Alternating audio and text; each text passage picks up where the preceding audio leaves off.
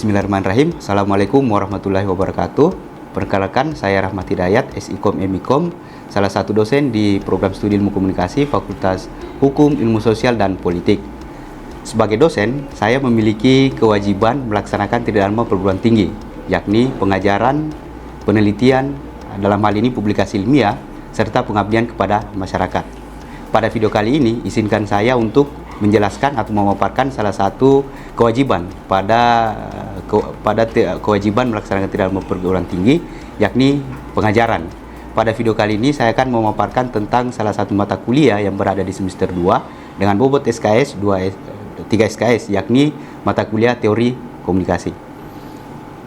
Mata kuliah ini membahas secara komprehensif berbagai teori dasar dan lanjutan dalam studi ilmu komunikasi, di mana mahasiswa akan mempelajari konsep, asumsi, dan prinsip utama dari teori-teori komunikasi interpersonal, komunikasi kelompok, komunikasi massa, hingga dengan komunikasi budaya. Selain itu, mata kuliah ini mengkaji berbagai teori komunikasi yang secara praktis atau yang bisa diterapkan di masyarakat. Dalam hal ini seperti teori-teori tentang media serta budaya yang relevan dengan fenomena sosial masyarakat kita saat sekarang. Mata kuliah teori komunikasi terdiri dari 16 pertemuan, di antaranya 14 pertemuan tatap muka, 2 ujian, di mana di pertemuan ke-8 adalah ujian tengah semester dan di pertemuan ke-16 merupakan ujian akhir semester. Metode pembelajaran yang digunakan yaitu metode yang biasa disebut sebagai DAI atau Delivery, Interaction, dan Assessment. Bentuk metode pembelajaran dan pengalaman belajar itu bisa menyimpulkan, mereview materi, dan diskusi dalam bentuk kelompok. Terus, capaian dalam pembelajaran pada mata kuliah teori komunikasi kali ini itu diharapkan mahasiswa mampu mengerti tentang hubungan serta relasi dan peran media dan masyarakat. Serta asesmen atau proses penilaian itu ada beberapa poin. Yang pertama, mulai dari ketepatan kehadiran, kedisiplinan, kemampuan menuangkan gagasan ke dalam media presentasi, dan kemampuan presentasi argumentasi dan argumentasian teoritik pada mata kuliah kali ini. Demikian yang bisa saya sampaikan. Untuk video pembelajarannya bisa dilihat dan disimak pada slide video berikutnya. Terima kasih. Assalamualaikum warahmatullahi wabarakatuh. Baik, sudah hadir semua ya? Sudah ya? Sudah, Pak. Oke, kelasnya kita mulai. Saya buka dulu. Assalamualaikum warahmatullahi wabarakatuh. Selamat pagi. Waalaikumsalam warahmatullahi wabarakatuh. Selamat pagi, Pak. Bagaimana? Sehat? Alhamdulillah sehat, Bapak. Ya. Kalau ada yang tidak sehat nanti kita bedah satu-satu. Apakah fisiknya yang lelah atau jiwanya yang butuh motivasi. Jadi seperti biasa kita sebelum kita mulai pertemuan perkuliahan, sebaiknya kita berdoa sesuai dengan agama dan keyakinan masing-masing. Doa dimulai. Selesai. Oke. Untuk pertemuan kali ini kita masuk di pertemuan ke-11 ya. Di mata kuliah teori komunikasi dengan materi media dan masyarakat. Oke. Sebelum masuk ke materi lebih jauh, kan di beberapa pertemuan sebelumnya sudah pernah disinggung tentang beberapa materi yang sedikitnya menjelaskan tentang media nih. Nah, hari ini itu lebih spesifik lagi karena dia membahas media secara komprehensif, walaupun masih belum eksplisit ya, karena pembahasan media yang lebih jelas dan lebih detail itu nanti ada di semester 3, 4, dan seterusnya yang berkaitan dengan media, yang mata kuliah memang fokus pada media. Tapi sebelum masuk ke materi, saya mau dengar dulu dari saudara-saudara sekalian pandangannya tentang media yang selama ini sudah kita pelajari. Apa yang sudah ada di benak saudara-saudara tentang media? Oke, siapa yang punya pandangan atau yang mau menyampaikan pikirannya, silakan. Oke, Nur Samsia, silakan. Ini berdiri kapan? Ya, silakan. Itu berdiri tuh di sini. Oke. Izin menjawab, Bapak. Jadi menurut saya atau yang sudah saya dapat sebelumnya, media itu adalah alat penting untuk menyampaikan informasi, membantu opini publik, dan juga sebagai jembatan komunikasi antara individu, masyarakat, dan juga dunia. Nah, dalam konteks pemasaran itu, media itu dia berperan sangat besar dalam membangun citra merek dan juga menjangkau konsumen secara luas. Seperti itu, Bapak. Terima kasih. Oke, menarik ya. Ada yang lain? Ada Pak. Oke, Abdul, silakan. Jadi, Pak, Ya. kalau menurut saya media itu sangat penting di dalam dunia kehidupan. Terutama media berpengaruh penting dalam dunia politik, ekonomi, bisnis, dan sebagai simbol untuk memberikan informasi, Pak. Oke, terima kasih Saudara Abdul ya. Tadi dari Saudari Nur Samsia itu memberikan pandangannya tentang media secara media secara ekonomi ya. Nah, nanti di semester 6 itu ada mata kuliah yang berkaitan dengan ekonomi politik media atau biasa disingkat Ekopol Media. Nah, kalau Abdul tadi dia memahami media lebih ke fungsinya sebagai saluran atau sarana penyampaian informasi bagi masyarakat. Oke, jadi sebenarnya teman-teman sudah punya pandangan atau sudah mempunyai gambaran tentang media. Untuk lebih jelasnya mari kita masuk ke materi. Nah, kita lihat dan kita ketahui bersama bagaimana pandangan para ahli. Nah, jadi salah satu yang saya pakai pertama itu adalah definisi atau pengertian milik Denis Mikail. Nah, dari Denis Mikail ini itu menggambarkan bahwa media massa itu mempunyai karakteristik yang secara audiens dia meluas, ada yang terbatas dan ada yang tidak terbatas. Yang dimaksud terbatas itu media-media massa, media mainstream yang bersifat seperti koran, terus koran, majalah, termasuk TV pada beberapa puluh tahun yang lalu ya. Karena ada di beberapa daerah yang masuk kategori daerah blind spot atau wilayah yang tidak ada frekuensi untuk saluran televisi atau radio bahkan sekalipun.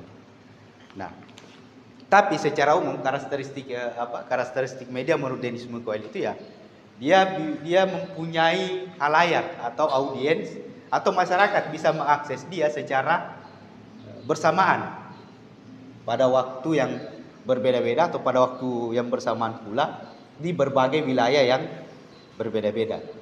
Nah, itulah ya itu salah satu definisi media secara sederhana yang digambarkan oleh Denis Mikail. Contoh ya, per hari ini itu kita bisa mengakses informasi apapun, entah itu politik global, ekonomi global, perang dingin secara global dan seterusnya, itu bisa kita akses melalui media. Terus berikutnya ada menurut Lassavet ya yang menyebutkan bahwa ketika kita ingin melihat media itu kita harus mempunyai dua sudut pandang atau dua perspektif yang harus kita gunakan. Karena media ini tuh ya jadi menurut salah satu teori ya, jadi ketika kita bicara tentang media maka kita harus hati-hati karena dalam media itu ada beberapa bagian yang sangat tipis perbedaannya. Yang pertama dalam media ada informasi ya, ada jurnalis, ada informasi dan ada jurnalis. Dan untuk membedah bagian-bagian tersebut itu masing-masing mempunyai pendekatan yang sama-sama berbeda. Kalau kita ingin melihat media maka ada teori dan konsep tentang media yang tidak menyentuh tentang jurnalis. Ya. Kalau kita ingin bahas tentang berita, ada beberapa teori dan konsep yang membahas tentang informasi yang tidak menyentuh jurnalistiknya atau profesi jurnalistiknya. Begitupun sebaliknya ketika kita membahas jurnalistiknya maka ada teori khusus yang membahas tentang jurnalistiknya. Nah, untuk pertemuan kali ini itu kita fokus membahas tentang medianya nih. Ya, jadi bukan tentang informasinya dan bukan tentang praktik jurnalistiknya. Bagaimana cara melihatnya? Kita kembali ke salah satu teori. Ada yang disebut teori jarum suntik ya kalau dalam media yang sudah saya ulang di beberapa pertemuan sebelumnya, itu ada teori jarum suntik atau teori jarum epidermik, atau nanti dikenal sebagai SR teori atau stimulus respon. Jadi bagaimana media itu pada awalnya menganggap bahwa manusia sebagai halayak itu mempunyai kedudukan yang lemah. Artinya apa? Artinya masyarakat ini mudah dipengaruhi oleh media. Salah satu contoh, misal kita di kota Sorong atau di Papua ini, kemarin itu sempat tersorot dalam beberapa waktu berkaitan dengan fenomena atau kejadian izin pertambangan yang ada di pulau apa? Pulau Gak ya. Ada yang dari daerah Jambat sini, siapa? Oke. Jauh dari tempatnya, dari sana jauh ya. Oke. Jadi kita tidak masuk ke dalam aspek politik atau kepentingan yang ada di balik informasi tersebut, tapi kita fokus melihat bagaimana media mampu mengendalikan pandangan manusia tanpa disadari. Jadi dalam bulan Mei, Januari, Februari, Maret, mulai dari bulan Mei sampai dengan awal Juni, itu pandangan kita atau pandangan masyarakat secara luas di Indonesia itu fokus ke Papua. Ya, ramai nih. Tiba-tiba tidak ada angin, tidak ada apa, tiba-tiba masyarakat itu pandangannya diputar ke provinsi atau wilayah paling barat yang ada di wilayah Indonesia, ada di negara Indonesia, itu provinsi Aceh dan Sumatera. Bayangkan begitu full powernya media ini dalam menggerakkan apa nih yang harus disajikan kepada masyarakat, apa nih yang harus disimak lagi oleh masyarakat, apa nih informasi apa yang harus didengar oleh masyarakat. Itu media mempunyai kuasa secara penuh.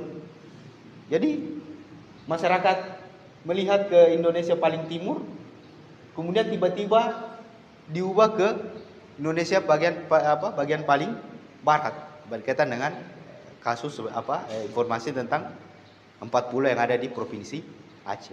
Jadi kita tidak masuk ke ranah politiknya, tapi kita fokus melihat bagaimana media itu betul-betul mengarahkan pandangan masyarakat. Inilah kemudian yang menjadi asumsi dari teori jarum suntik atau teori SR ya, stimulus respon.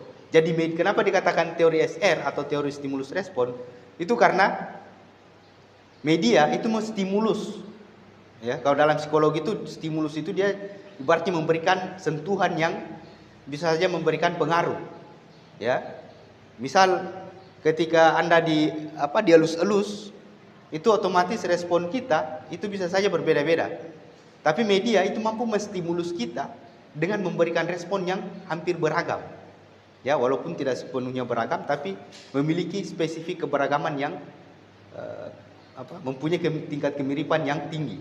Nah, itulah kemudian penekanan-penekanan yang ditekankan oleh pendekatan teori-teori yang ada di media. Salah satunya teori epidermik.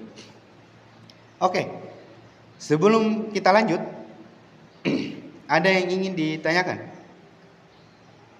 Izin Pak, saya bertanya. Oke, silakan. Oke, baik. Izin ditanyakan, apakah pandangan teori jarum suntik itu berlaku untuk media sosial, Pak? Oke, pertanyaan yang menarik. Jadi, apakah teori SR atau teori jarum suntik atau teori jarum epidermik itu berlaku untuk media sosial? Oke. Sebelum saya jawab, ada mungkin teman yang punya pandangan yang berbeda atau punya konsep lain tentang bagaimana dia memahami teori jarum suntik. Kalau ada silakan. Saya kasih kesempatan. Izin Bapak. Oke, silakan. Saya punya pandangan yang berbeda dengan tentang teori jarum suntik. Di mana menurut saya teori jarum suntik itu hanya dapat digunakan untuk media mainstream dan konvensional. Oke. Menarik ya. Menarik. Jadi tadi Nisa mengatakan bahwa apakah teori jarum suntik itu berlaku untuk media sosial. Nah, terus Saudari Nurmin mengatakan bahwasanya teori jarum suntik itu hanya berlaku untuk melihat atau mengukur media-media konvensional atau media-media mainstream. Oke, jadi jelas ya.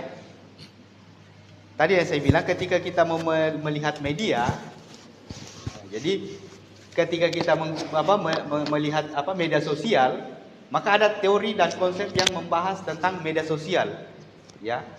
Jadi apakah teori jarum suntik bisa digunakan untuk melihat efek penggunaan media sosial? Maka tentu kita menggunakan teori lain untuk melihat efek media sosial. Nah, kalau kita mau melihat media sosial, maka biasanya teori atau konsep itu condong kepada suatu teori yang disebut use and gratification, atau teori pengguna dan apa yang didapatkan dalam menggunakan media tersebut, ya. Misal nih, kalau saya mau melakukan mini riset di kelas ini, itu saya bisa petakan antara usia dengan pemilihan penggunaan media sosial.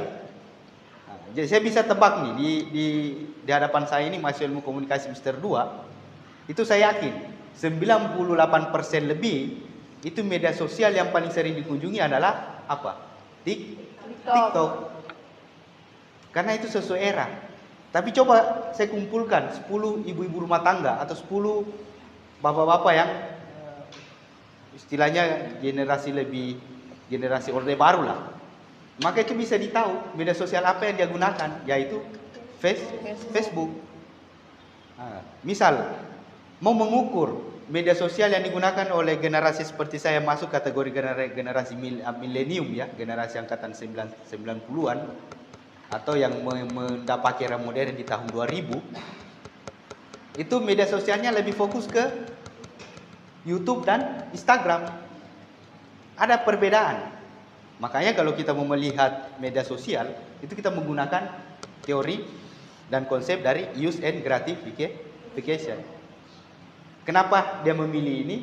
Apa alasannya dia menggunakan media ini? Itu ada. Nah, terus pandangan siapa tadi? Saudari Nurmin, ya, mengatakan bahwa teori jarum suntik itu hanya fokus digunakan dalam melihat media mainstream atau media konvensional, ya. Jadi betul. Tapi seiring perkembangan media, termasuk salah satunya tadi munculnya media sosial, munculnya perkembangan teknologi informasi dan komunikasi, maka masyarakat hari ini itu semakin memiliki literasi tentang media. Nah, jadi beberapa persen asumsi dari teori teori jarum suntik ini itu sudah mulai dibantah oleh para peneliti dan para ilmuwan. Jadi peneliti sudah tidak menempatkan lagi masyarakat sebagai audiens yang mempunyai kedudukan yang lemah. Jadi seperti itu, ya.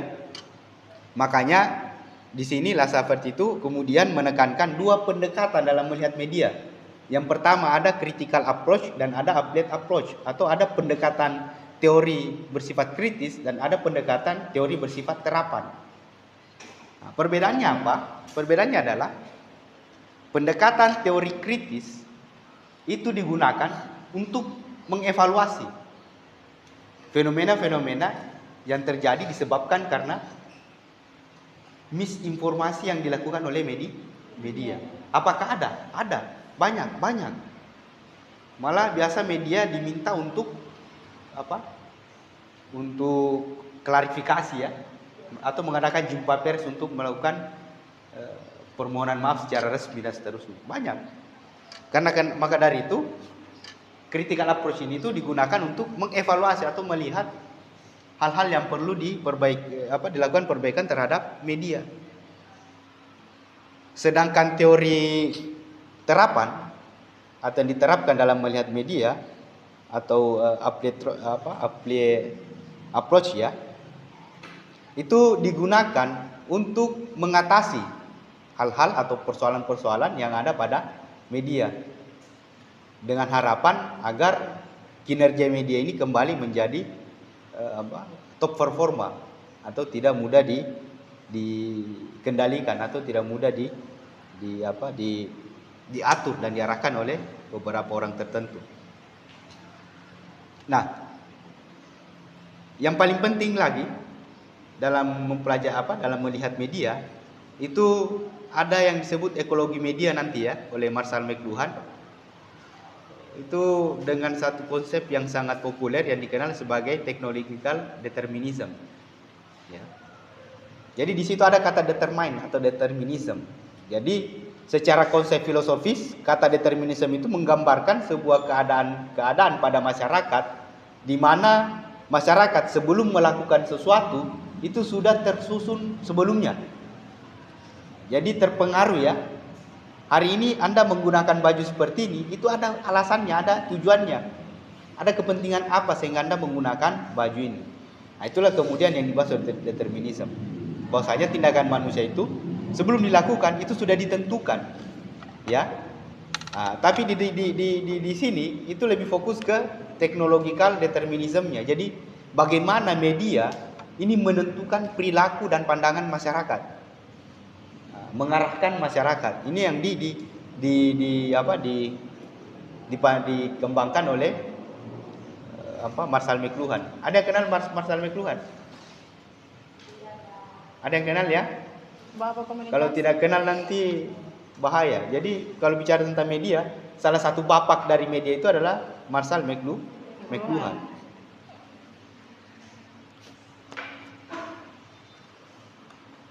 Nah, jadi seperti yang saya sampaikan tadi bahwa media ini mempunyai kuasa, mempunyai andil yang cukup besar dalam menentukan perilaku dan tindakan manusia.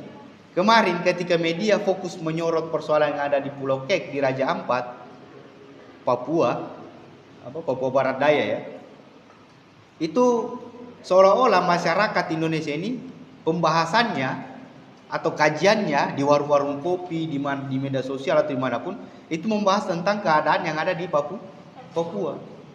Tapi tanpa ada aba-aba, tanpa ada apapun itu tiba-tiba pandangan kita diarahkan ke Provinsi Aceh. Maka otomatis diskusi itu berubah lagi. Yang awalnya masyarakat mendiskusikan tanah Papua, sekarang mendiskusikan tanah Aceh.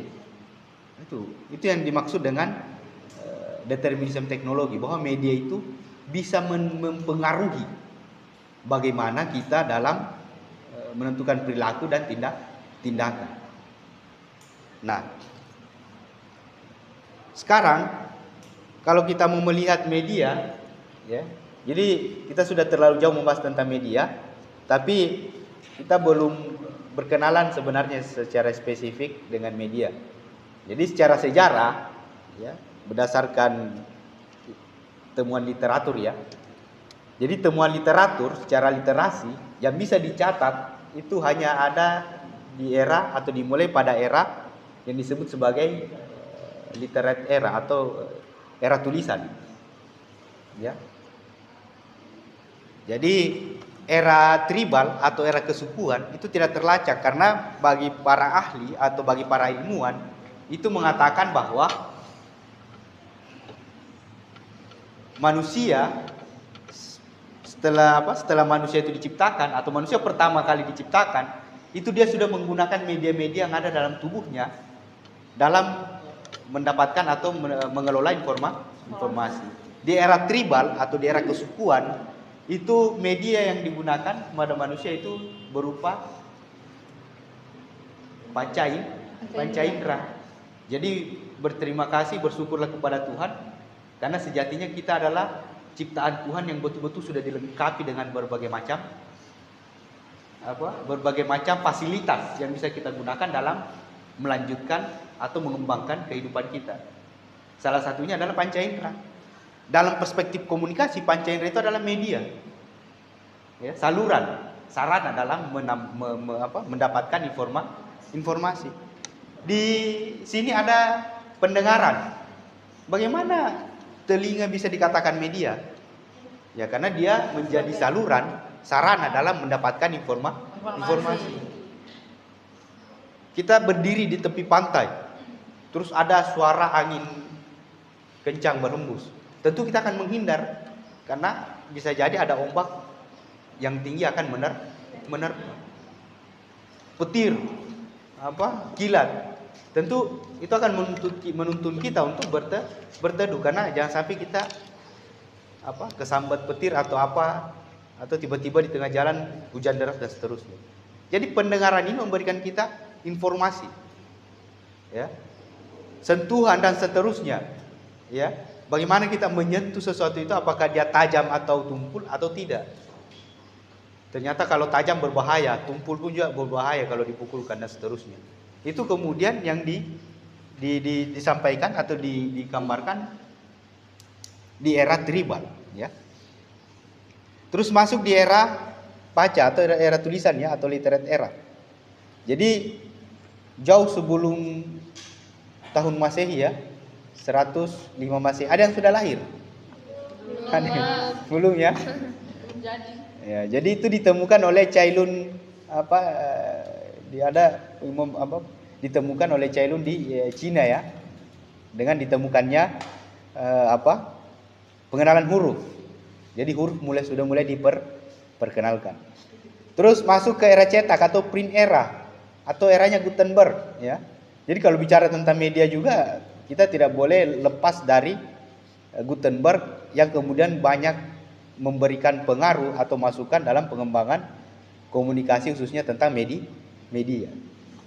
Makanya kenapa media itu berasal dari kata press, ya.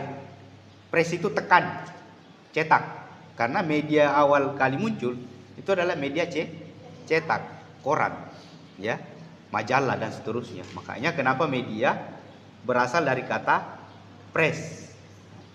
Jurnalisnya berasal dari kata pers, ya. Karena harus menyiarkan. Setelah dicetak harus disebarkan.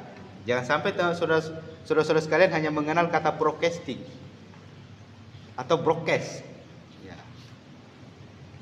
Terus di era cetak itu, ya, itu pada pertengahan abad ke-15, ya, oleh Gutenberg. Kemudian masuk ke era elektronik, yaitu pada tahun pada abad ke-19, 1940.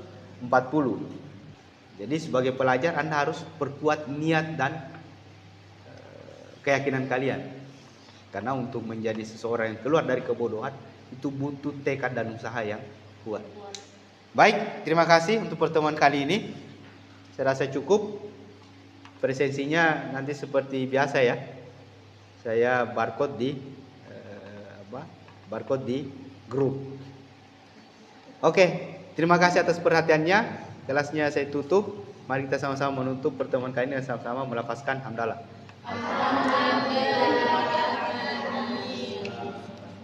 Terima kasih. Assalamualaikum warahmatullahi wabarakatuh dan selamat pagi. Waalaikumsalam warahmatullahi wabarakatuh. Baik, terima kasih. Demikianlah tadi telah sama-sama kita saksikan video pembelajaran terkait dengan mata kuliah teori komunikasi pada materi atau pertemuan ke-11 yang berkaitan tentang media dan masyarakat. Pada pertemuan ini memang diharapkan mahasiswa bisa fokus melihat, mengerti dan memahami seluk-beluk dan dinamika yang dihadirkan media terhadap masyarakat. Demikian video pembelajaran ini saya buat, kurang dan lebihnya mohon dimaafkan. Terima kasih. Assalamualaikum warahmatullahi wabarakatuh.